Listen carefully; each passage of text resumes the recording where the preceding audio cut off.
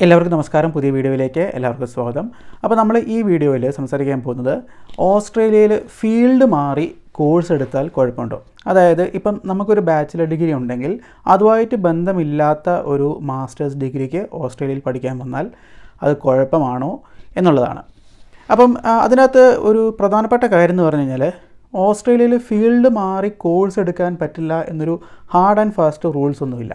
അതായത് ഓസ്ട്രേലിയയിലെ യൂണിവേഴ്സിറ്റികളും പറയുന്നില്ല, ഇമിഗ്രേഷനും പറയുന്നില്ല നിങ്ങൾ ഫീൽഡ് മാറി കോഴ്സ് എടുക്കരുത് എന്നും.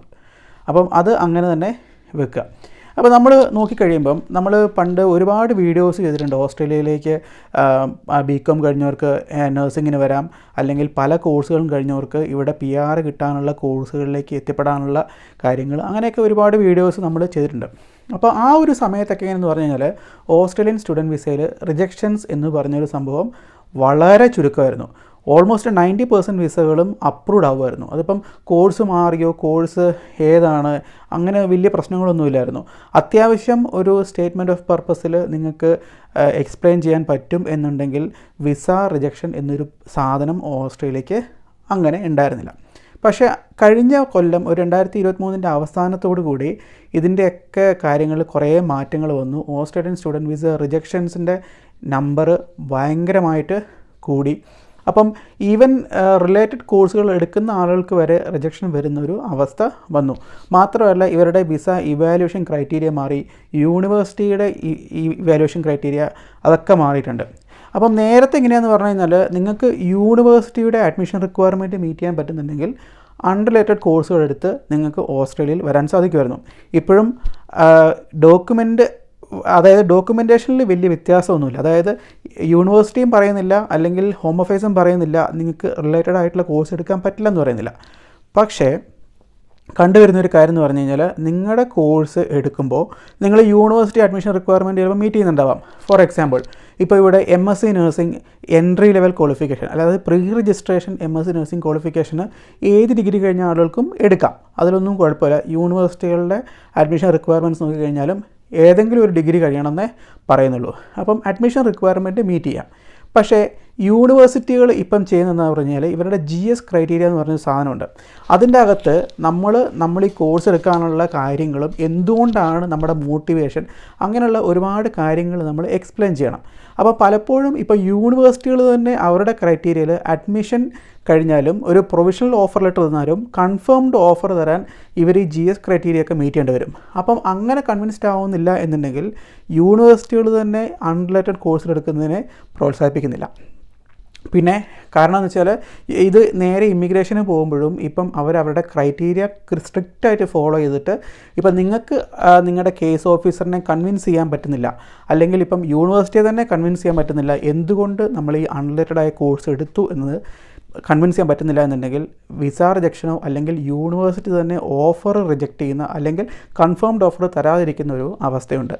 സോ അതുകൊണ്ട് തന്നെ നിങ്ങൾക്ക് ഇങ്ങനെ അൺറിലേറ്റഡ് ആയിട്ടുള്ള കോഴ്സുകൾ എടുക്കണം എന്നുണ്ടെങ്കിൽ definitely make sure you have A good reason for that. അല്ലാതെ നമ്മൾ ഒരു റീസൺ ഇല്ലാതെ, അതായത് ഫോർ എക്സാമ്പിൾ ഇപ്പം ഈ കോഴ്സ് പഠിച്ചാലേ എനിക്ക് PR കിട്ടുള്ളൂ എന്നൊക്കെ ഉള്ള റീസൺസ് പറഞ്ഞു കഴിഞ്ഞാൽ ഒരിക്കലും വിസയും അപ്രൂവ് ആവില്ല, ഇവരുടെ GS ക്രൈറ്റീരിയയും നിങ്ങൾ ക്ലിയറായി പോവില്ല. അതേ സമയത്ത് നിങ്ങൾക്ക് ജെനുവിൻ ഇൻട്രസ്റ്റ് ഈ ഒരു കോഴ്സിൽ, ഈ ഒരു സബ്ജക്റ്റിൽ എങ്ങനെ നമ്മുടെ ഇൻട്രസ്റ്റ് ഉണ്ട് എന്ന് കൺവിൻസ് ചെയ്യാൻ പറ്റാത്തിടത്തോളം കാലം ഇപ്പം ഈ ഒരു അവസ്ഥയിൽ വിസ റിജക്ഷൻ ചാൻസസ് ഹൈ ആണ്. എന്നോർത്തുകൊണ്ട് നിങ്ങൾക്ക് റിജക്ഷൻ കുഴപ്പമില്ല, അല്ലെങ്കിൽ ഇപ്പോൾ വേറെ ഒരു കോഴ്സും താല്പര്യമില്ല പക്ഷേ ഇങ്ങനെയുള്ള കോഴ്സുകൾ എടുക്കാൻ പറ്റുള്ളൂ എന്നുണ്ടെങ്കിൽ ഡെഫിനറ്റ്ലി ട്രൈ ചെയ്യുക. റിജക്ഷൻ ചാൻസസ് ഇപ്പോഴത്തെ അവസ്ഥയിൽ, ഇത് ഭാവിയിൽ മാറുമെന്ന് അറിയത്തില്ല, ഇപ്പോഴത്തെ അവസ്ഥയിൽ അൺറിലേറ്റഡ് കോഴ്സുകൾ എടുത്തു കഴിഞ്ഞ് കഴിഞ്ഞാൽ റിജക്ഷൻ ചാൻസസ് ഭയങ്കര ഹൈ ആണ്. സോ ബേസിക്കലി നിങ്ങൾക്ക് നല്ല റീസൺ വേണം, അല്ലെങ്കിൽ ഇപ്പം വളരെ ടോട്ടലി അൺറിലേറ്റഡായ കോഴ്സുകൾ എടുക്കുമ്പം അതിന് നിങ്ങൾക്കൊരു നമുക്ക് കൺവിൻസ് ചെയ്യാൻ പറ്റുന്ന ഒരു റീസൺ കണ്ടുപിടിക്കാൻ പറ്റണം.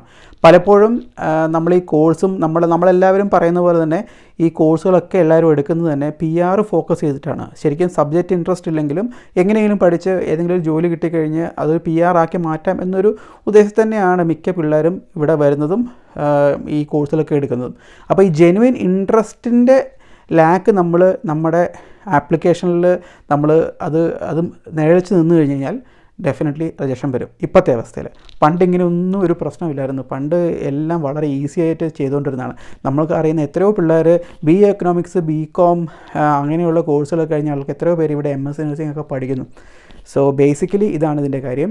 പിന്നെ വേറൊരു കാര്യമുണ്ട്, ഇപ്പം ഏജൻസികളും അങ്ങനെയുള്ള കോഴ്സിലെടുക്കാൻ പ്രൊമോട്ട് ചെയ്യുന്നില്ല. കാരണം അവർ പറയുന്നത് അവർ ബിസിനസ്സാണല്ലോ ചെയ്യുന്നത്, അവരെന്തായാലും ബിസിനസ്സാണ് ചെയ്യുന്നത്. നിങ്ങളെ ഇവിടെ വിടുക എന്നതിനോടൊപ്പം തന്നെ അവർക്ക് ഫിനാൻഷ്യൽ ഗെയിൻ ഉണ്ടാവണം. സോ അങ്ങനെയാണെങ്കിൽ അവരുടെ ബിസിനസ്സും സസ്റ്റെയിൻ ചെയ്യാൻ പറ്റുള്ളൂ. സോ അവർ ചെയ്യുന്നത് എന്താണെന്ന് പറഞ്ഞു കഴിഞ്ഞാൽ, ഇപ്പം നിങ്ങൾ പറയുകയാണ് ഇപ്പം BA എക്കണോമിക്സോ അല്ലെങ്കിൽ BComോ പഠിക്കാൻ പോകണം കഴിഞ്ഞ് ഇപ്പം നിങ്ങളിവിടെ ഒരു വേറെ ഹെൽത്ത് കെയർ കോഴ്സ് എടുക്കണം എന്ന് പറഞ്ഞാൽ അവർ പ്രൊമോട്ട് ചെയ്യില്ല. കാരണം അവർക്ക് ആ ഒരു സീറ്റിന് വരെ നിങ്ങളെ എങ്ങനെയെങ്കിലും കൺവിൻസ് ചെയ്തിട്ട് നിങ്ങളുടെ റിലേറ്റഡ് ആയിട്ടൊരു കോഴ്സ് എടുക്കുകയാണെങ്കിൽ അവർക്ക് വിസ റിജക്ഷൻ ചാൻസ് കുറയ്ക്കുകയും അവർക്ക് കിട്ടുന്ന ഒരു കമ്മീഷൻ കിട്ടുകയും ചെയ്യും. സോ ബേസിക്കലി അതാണ് ഇതിനകത്തെ ഒരു സംഭവം. ഏജൻസികളും അങ്ങനെ പ്രൊമോട്ട് ചെയ്യില്ല. നിങ്ങളിപ്പോൾ ഏതെങ്കിലും ഏജൻസിയുടെ അടുത്ത് പോയിട്ട് ഇത് പറയുവാണെങ്കിൽ ആരും തന്നെ പ്രൊമോട്ട് ചെയ്യില്ല. പക്ഷേ നിങ്ങൾ തന്നെ റിസ്ക് എടുക്കുകയാണ്, അതായത് പറയുകയാണ് ഇത് റിജക്ഷൻ ആയാലും കുഴപ്പമില്ല, ഈ കോഴ്സ് തന്നെ വേണം എന്ന രീതിയിൽ നിങ്ങൾ മുന്നോട്ട് നീങ്ങുവാണെങ്കിൽ ചിലപ്പം സക്സസ് ആവാം. അതായത് ഇപ്പോഴത്തെ അവസ്ഥയിൽ വിസ റിജക്ഷൻ, വിസ അപ്രൂവലിൻ്റെ കാര്യത്തിൽ ഒരു കാര്യം പറയാൻ പറ്റില്ല. പെർഫെക്റ്റ് ആപ്ലിക്കേഷൻസ്, അതായത് വലിയ മറ്റേ പ്രശ്നങ്ങളൊന്നും ഇല്ലാത്ത ആപ്ലിക്കേഷൻസ് വരെ റിജക്റ്റായി പോകുന്നുണ്ട്. സോ അതുകൊണ്ട് തന്നെ നമുക്കിതിനകത്ത് കുറേ ലക്കിൻ്റെ ഒരു ഇതുകൊണ്ട് നമ്മൾ പറ്റുന്നത്തോളം നമ്മൾ വിസ ആപ്ലിക്കേഷൻ റിഫൈൻ ചെയ്ത് ലൂപ്പ് ഹോൾസ് ഇല്ലാത്ത രീതിയിൽ വെക്കുക. പ്രത്യേകിച്ച് ഫണ്ടിൻ്റെ കാര്യം പെർഫെക്റ്റ് ആക്കുക. പിന്നെ അതേപോലെ തന്നെ ലൈക്ക് GS ക്രൈറ്റീരിയ നമ്മൾ കൃത്യമായിട്ട് അഡ്രസ്സ് ചെയ്യുക. അതിനകത്ത് വേണ്ട കാര്യങ്ങൾ കൃത്യമായിട്ട് മെൻഷൻ ചെയ്യുക, അങ്ങനെയുള്ള കാര്യങ്ങൾ. പിന്നെ എപ്പോഴും GS ക്രൈറ്റീരിയയിൽ നമ്മുടെ genuine interest to the topic അല്ലെങ്കിൽ സബ്ജക്റ്റിനെ ഫോക്കസ് ചെയ്യുക. അല്ലാതെ നമ്മുടെ കരിയർ ഇത് കാരണം, ഈ ഒരു കാര്യം കാരണം അങ്ങനെ ആ രീതിയിൽ പോവാതെ നമ്മൾ സബ്ജക്റ്റ് ഇൻട്രസ്റ്റ് കൂടുതലായിട്ട് ഫോക്കസ് ചെയ്യുകയാണെങ്കിൽ കുറച്ചും കൂടെ ബെറ്റർ ആണെന്ന് എനിക്ക് തോന്നാറുണ്ട്. സോ ബേസിക്കലി ഇതൊക്കെയാണ് കാര്യം. ഫീൽഡ് മാറി കോഴ്സ് എടുക്കാൻ പറ്റില്ല എന്നുള്ള ഹാർഡ് ആൻഡ് ഫാസ്റ്റ് റൂൾസ് ഒന്നുമില്ല. പക്ഷേ റിസ്ക്കുകൾ അല്ലെങ്കിൽ റിജക്ഷൻ റിസ്ക് കൂടുതലാണ്. നിങ്ങൾ എങ്ങനെ നിങ്ങളെ വിസ ഓഫീസറിനെ കൺവിൻസ് ചെയ്യുന്നു എന്നതനുസരിച്ചിരിക്കും വിസ അപ്രൂവലിൻ്റെ ചാൻസസ്. ഓക്കെ, അപ്പോൾ ഈ വീഡിയോ ഇഷ്ടപ്പെട്ടെന്ന് വിചാരിക്കുന്നു. ഇതുപോലുള്ള വീഡിയോസ് ഇഷ്ടമാണെങ്കിൽ നിങ്ങൾ കമൻറ്റ് ചെയ്യുക. വീണ്ടും പുതിയ ഇൻട്രസ്റ്റിംഗ് വീഡിയോസായിട്ട് നമ്മൾ വരുന്നതായിരിക്കും. Thank you.